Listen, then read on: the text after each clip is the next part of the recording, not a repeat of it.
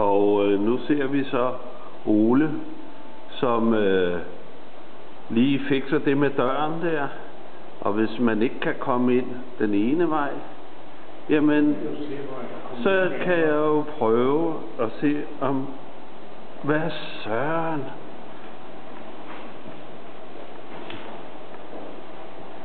Hvor smart.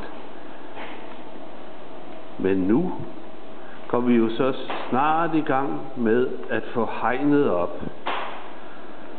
Og Ole, han er så ved at lave et par huller i væggen.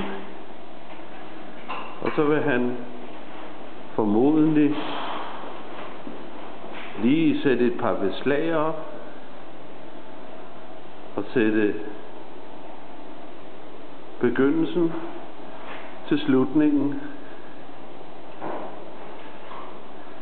Og her ser jeg så Oles smukke huller.